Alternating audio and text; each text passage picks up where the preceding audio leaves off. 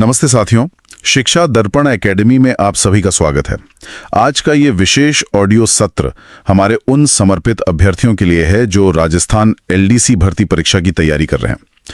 आज हम रसायन विज्ञान के एक अत्यंत महत्वपूर्ण अध्याय रासायनिक अभिक्रियाएं एवं उत्प्रेरक का विस्तृत अध्ययन करेंगे और हमारा अगला टॉपिक धातु, अधातु एवं इनके प्रमुख यौगिक हैं।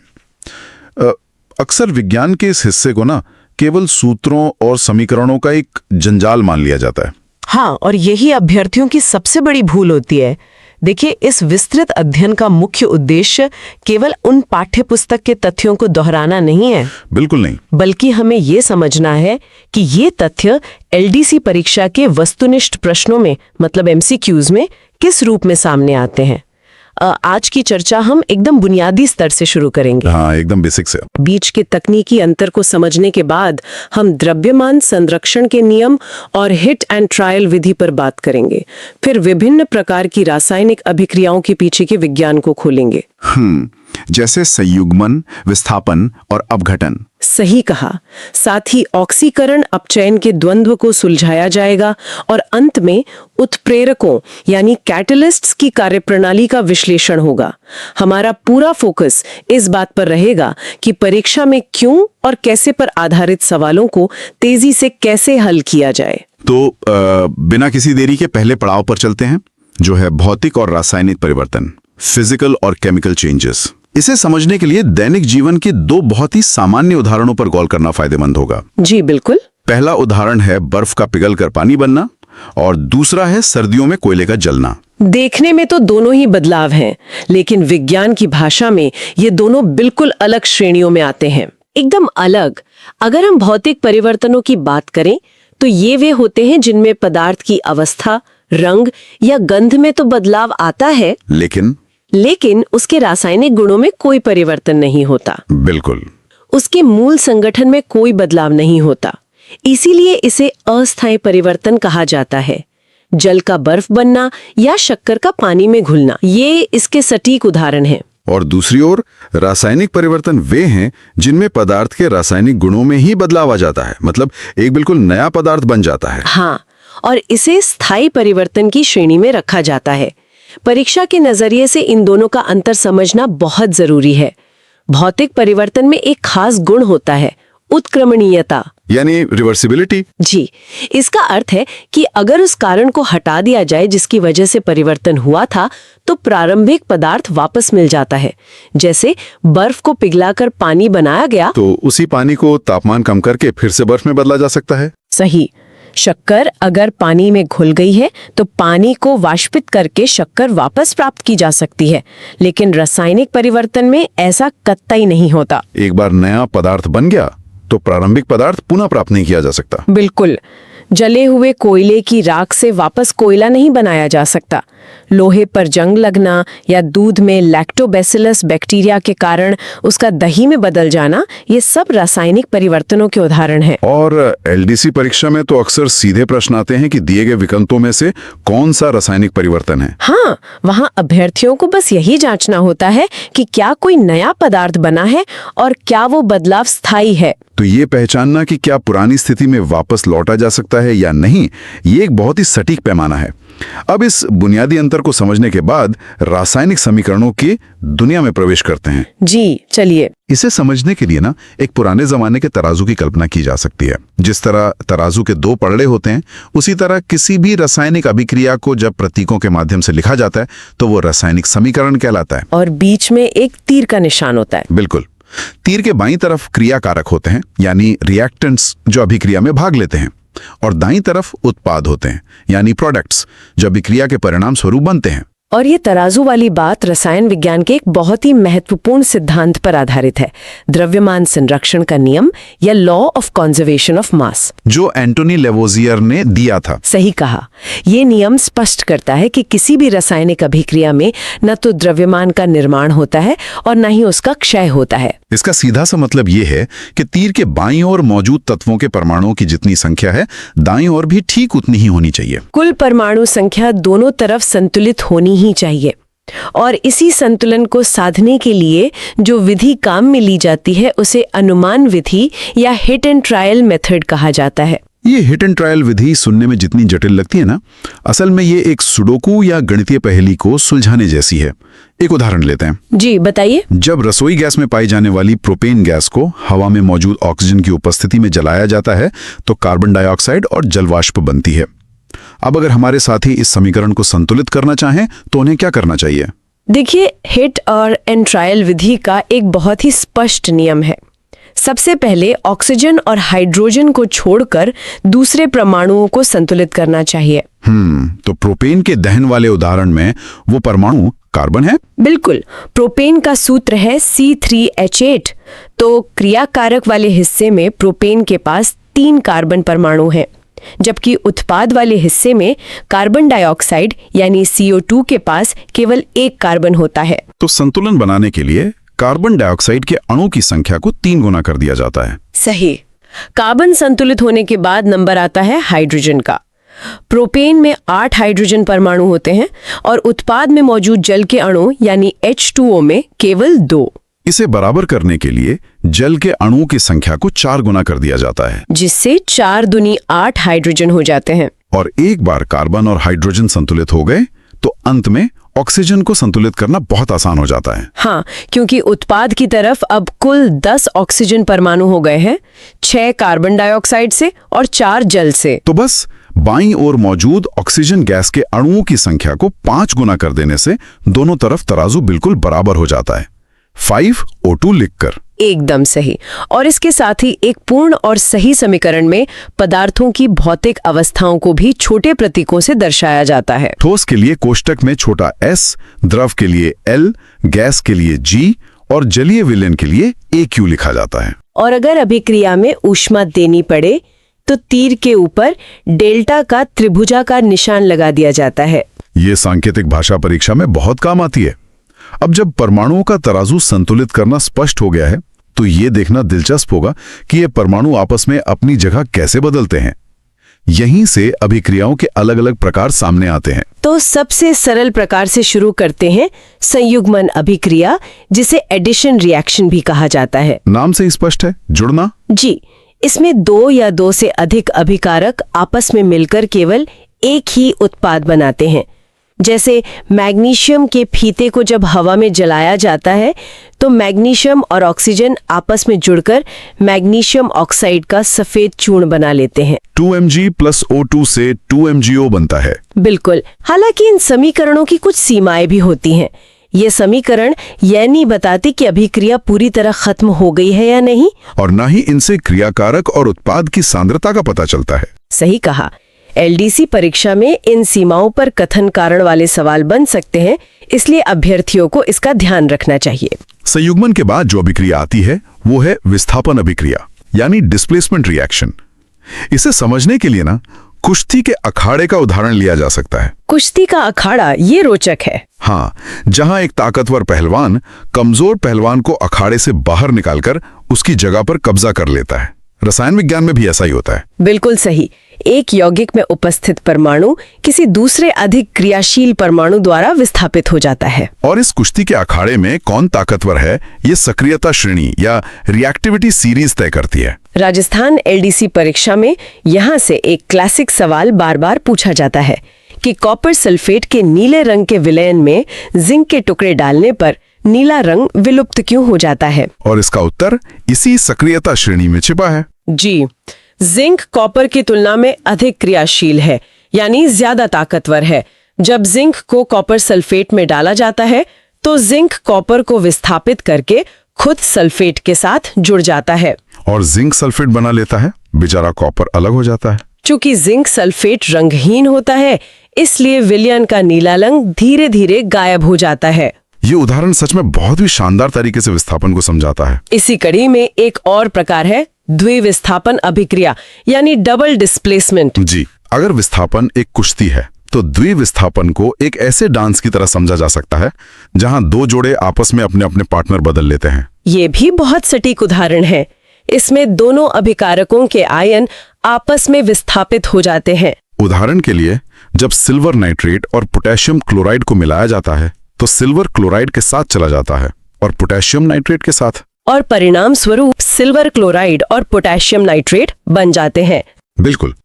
अब इन जुड़ने और जगह बदलने वाली अभिक्रियाओं के बाद हमें अपघटनीय अभिक्रियाओं को भी समझना होगा, यानी डिसोसिएशन रिएक्शंस, जो कि संयुग्मन की बिल्कुल उल्टी प्रक्रिया है।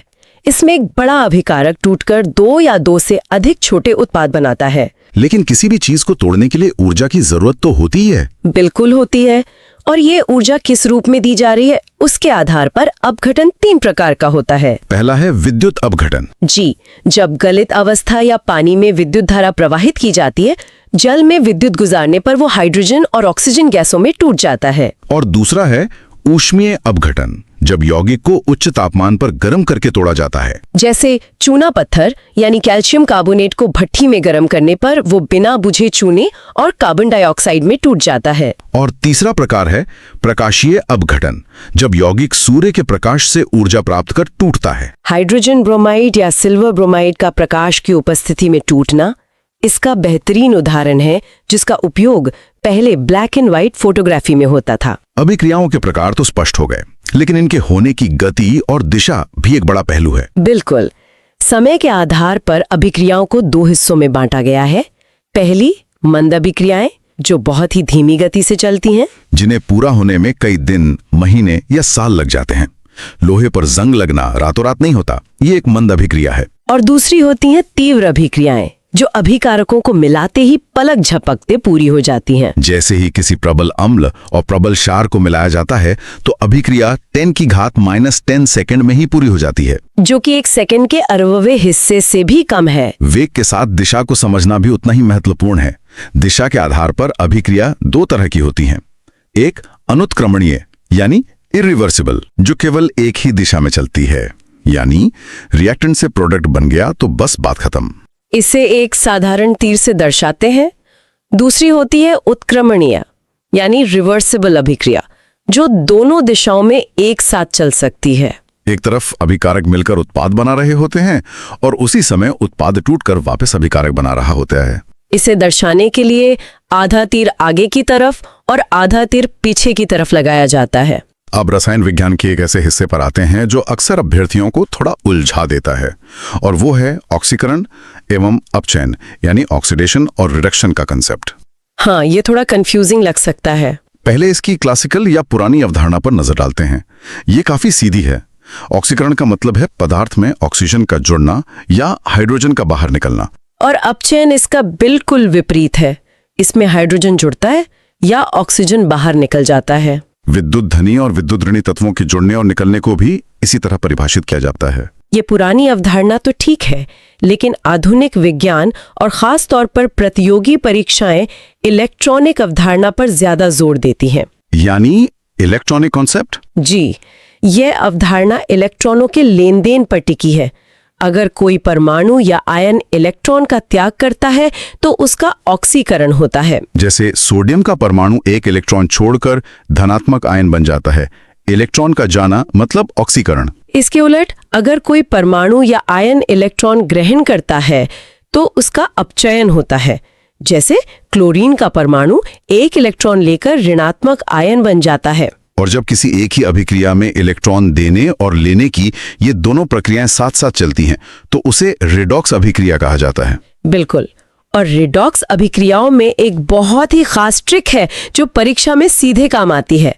अक्सर प्रश्न पूछा जाता है कि किसी दी गई अभिक्रिया में ऑक्सीकारक यानी ऑक्सीडाइजिंग एजेंट कौन है और अपचायक यानी रेड्यूसिंग एजेंट कौन है। ये नामकरण थोड़ा उल्टा लगता है और यही अभ्यर्थियों से सबसे ज्यादा गलतियां होती हैं।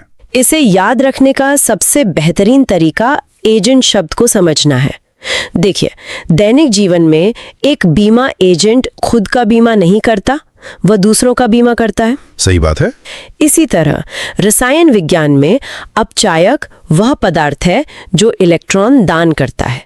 चूंकि वह अपना इलेक्ट्रॉन दे रहा है, इसलिए उसका स्वयं का तो ऑक्सीकरण हो जाता है, लेकिन वो सामने वाले को इलेक्ट्रॉन देकर उसका अपचयन करवा देता है, इसलिए उसे अपचायक कहते हैं। एकदम सही पकड़ा आपने।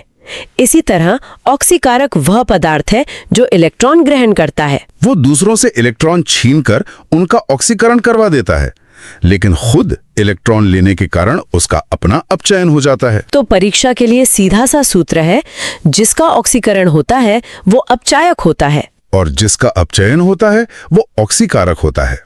ये बीमा एजेंट वाला उदाहरण तो कॉन्सेप्ट को हमेशा के लिए दिमाग में बिठा देगा। मुझे भी यही लगता है। ऑक्सीकरण अपचयन के बाद अब बात करते हैं उदासीनीकरण यानी न्यूट्रलाइजेशन की। जब कोई अम्ल और क्षार आपस में अभिक्रिया करते हैं तो वे एक दूसरे के प्रभाव को खत्म करके लवण और जल बनाते हैं। हाइड्रोक्लोरिक अम्ल और सोडियम हाइड्रोक्साइड का मिलकर साधारण नमक और पानी बनाना इसका सबसे आम उदाहरण है। उदासीनीकरण की ये प्रक्रिया पीएच संकल्पना के नजरिए से बहुत ही महत्वपूर्ण है। लवण बनने के बाद उस विलयन का स्वभाव कैसा होगा, इसे एक रस्साकशी के खेल की तरह समझा जा सकता है। Tug of war? बिल्कुल। इसके 3 मुख्य नियम हैं जो परीक्षा में सीधे आते हैं। पहला नियम है कि अगर प्रबल अम्ल और प्रबल क्षार के बीच अभिक्रिया हो रही है तो दोनों टीमें बराबर ताकतवर हैं। रस्सी कहीं नहीं जाएगी और बनने वाले लवण का पीएच ठीक 7 होगा, यानी वो पूरी तरह उदासीन होगा। दूसरा नियम, अगर अम्ल प्रबल है लेकिन क्षार दुर्बल है तो रस्साकशी में अम्ल जीत जाएगा। इसलिए परिणामी विलयन का पीएच 7 से कम होगा और वो अम्लीय स्वभाव का होगा। और तीसरा नियम, अगर अम्ल दुर्बल है और क्षार प्रबल है तो जीत क्षार की होगी। इस स्थिति में पीएच 7 से अधिक होगा और विलयन क्षारीय होगा। परीक्षा में सीधे पूछा जाता है कि प्रबल अम्ल और दुर्बल क्षार से बने लवण की प्रकृति कैसी होगी, तो रस्साकशी के नियम से उत्तर स्पष्ट रूप से अम्लीय हो जाएगा। रस्साकशी का ये नियम सच में बहुत व्यावहारिक है। अब आज के अंतिम और शायद सबसे रोचक विषय पर आते हैं, उत्प्रेरक या कैटलिस्ट। उत्प्रेरक की भूमिका बहुत ही खास होती है। उत्प्रेरक को ना एक खेल के कोच या फिर शादियां करवाने वाले किसी बिचौलिए की तरह देखा जा सकता है। बिचौलिया खुद तो शादी नहीं करता, लेकिन वो 2 लोगों को मिलाने का काम बहुत तेजी से करवा देता है। क्या बात है, बहुत ही बढ़िया उदाहरण है। विज्ञान की भाषा में उत्प्रेरक वे पदार्थ हैं जो किसी रासायनिक अभिक्रिया के वेग को परिवर्तित कर देते हैं, लेकिन अभिक्रिया के अंत में उनके स्वयं के द्रव्यमान और रासायनिक संगठन में कोई बदलाव नहीं होता। और अवस्था के आधार पर ये मुख्यतः 2 प्रकार के होते हैं, समांगी यानी होमोजीनियस और विस्मांगी यानी हेटेरोजीनियस। समांगी उत्प्रेरक वह होता है जहां अभिकारक, उत्पाद और उत्प्रेरक तीनों की भौतिक अवस्था एक समान हो। उदाहरण के लिए, जब गैस अवस्था में सल्फर डाइऑक्साइड और ऑक्सीजन मिलकर सल्फर ट्राइऑक्साइड बनाते हैं तो इसमें नाइट्रिक ऑक्साइड गैस का ही उपयोग उत्प्रेरक के रूप में होता है। यहाँ सब कुछ गैस अवस्था में है। वहीं विषमांगी उत्प्रेरक वह है जहां अभिकारक और उत्प्रेरक की भौतिक अवस्थाएं अलग अलग हों। एलडीसी परीक्षा का एक बहुत ही पसंदीदा सवाल है वनस्पति तेल से वनस्पति घी बनाने की प्रक्रिया। जी, इसमें तेल द्रवावस्था में होता है, हाइड्रोजन गैस अवस्था में, लेकिन उत्प्रेरक के रूप में ठोस निकिल का उपयोग किया जाता है। भौतिक अवस्थाएं अलग होने के कारण ये विषमांगी उत्प्रेरण का सटीक उदाहरण है। उत्प्रेरकों को उनके काम करने के तरीके के आधार पर भी बांटा जाता है। धनात्मक उत्प्रेरक अभिक्रिया का वेग बढ़ाते हैं, जबकि ऋणात्मक उत्प्रेरक वेग को कम कर देते हैं। और स्वतः उत्प्रेरक यानी ऑटो कैटलिस्ट एक बहुत ही दिलचस्प प्रकार है। इसमें बाहर से कोई उत्प्रेरक नहीं मिलाया जाता, बल्कि अभिक्रिया के दौरान बनने वाला उत्पाद ही उत्प्रेरकत काम करने लगता है और अभिक्रिया की गति बढ़ा देता है। इसके अलावा जैव उत्प्रेरक भी होते हैं जिन्हें एंजाइम कहा जाता है, जो मानव शरीर या जीवों में होने वाली जटिल अभिक्रियाओं को नियंत्रित करते हैं, जैसे यूरिएज। इस विषय में 2 और शब्द बहुत अहमियत रखते हैं, उत्प्रेरक वर्धक यानी प्रोमोटर्स और उत्प्रेरक विष यानी पॉइजन्स। इन्हें स्टेडियम में बैठे दर्शकों की तरह समझा जा सकता है। वर्धक वे पदार्थ हैं जो उत्प्रेरक की क्रियाशीलता को और बढ़ा देते हैं, जैसे उत्साह बढ़ाने वाले दर्शक। अमोनिया बनाने की हैबर विधि में लोहे के उत्प्रेरक के साथ मोलिब्डेनम का इस्तेमाल वर्धक के रूप में होता है। इसके विपरीत उत्प्रेरक विष वो पदार्थ हैं जो उत्प्रेरक की क्रियाशीलता को नष्ट कर देते हैं। ठीक वैसे ही जैसे स्टेडियम में हूटिंग करने वाले लोग खिलाड़ी का ध्यान भटका देते हैं। कार्बन मोनोऑक्साइड इसका एक उदाहरण है। परीक्षा में सत्य असत्य वाले कथनों के लिए उत्प्रेरकों के 6 प्रमुख गुण हमेशा याद रखने चाहिए साथियों को। बिल्कुल। पहला, उत्प्रेरक केवल वेग में परिवर्तन करते हैं, वे स्वयं अपरिवर्तित रहते हैं। दूसरा, किसी भी बड़ी अभिक्रिया के लिए उत्प्रेरक की बहुत ही सूक्ष्म मात्रा पर्याप्त होती है। तीसरा, ये विशिष्ट होते हैं। ऐसा नहीं है कि एक ही उत्प्रेरक हर तरह की अभिक्रिया में काम आ जाएगा। चौथा और सबसे जरूरी, उत्प्रेरक कभी भी किसी अभिक्रिया को प्रारंभ नहीं करता, वह केवल पहले से चल रही अभिक्रिया की गति बदलता है। पांचवा, उत्क्रमणीय अभिक्रियाओं में यह अग्र और प्रतीप मतलब आगे और पीछे दोनों दिशाओं के वेग को समान रूप से प्रभावित करता है। और छठा, उत्प्रेरक एक निश्चित तापमान पर ही अपनी अधिकतम क्रियाशीलता दिखाते हैं। ये 6 बिंदु परीक्षा के लिए बेहद महत्वपूर्ण है। इसी के साथ आज के इस विस्तृत अध्ययन का समापन होता है। आज के इस सत्र में भौतिक और रासायनिक परिवर्तनों के तकनीकी अंतर को समझा गया, द्रव्यमान संरक्षण और हिट एंड ट्रायल विधि की बारीकियों को देखा गया। अभिक्रियाओं के विभिन्न प्रकार, रेडॉक्स में छुपे एजेंट्स का राज, पीएच की रस्साकशी और अंत में उत्प्रेरकों की दुनिया को परीक्षा के दृष्टिकोण से खंगाला गया। उम्मीद है कि ये सभी अवधारणाएं राजस्थान एलडीसी परीक्षा की तैयारी कर रहे सभी अभ्यर्थियों के लिए एक मजबूत आधार तैयार करेंगी। अगला सत्र धातु, अधातु एवं इनके प्रमुख यौगिक पर होगा। सभी अभ्यर्थियों को उनकी निरंतर तैयारी और आगामी परीक्षाओं के लिए बहुत बहुत शुभकामनाएं। तथ्यों को रटने के बजाय उनके पीछे के तर्क को समझना हमेशा बेहतर परिणाम देता है। बिल्कुल। और सत्र खत्म करने से पहले सभी श्रोताओं के लिए एक विचारोत्तेजक सवाल। आज ये स्पष्ट हो गया कि उत्प्रेरक किसी अभिक्रिया को बहुत तेज या बहुत धीमा कर सकता है, लेकिन वो कभी भी किसी अभिक्रिया को प्रारंभ नहीं कर सकता। तो जरा सोचिए, अगर उत्प्रेरक अभिक्रिया शुरू नहीं कर सकता तो वो कौन सी मूलभूत शक्ति या ऊर्जा है जो इस विशाल ब्रह्मांड में किन्हीं दो पदार्थों को आपस में टकराकर एक बिल्कुल नया पदार्थ बनाने के लिए सबसे पहली चिंगारी देती है? इस पर जरूर विचार कीजिएगा। मिलते हैं अगले सत्र।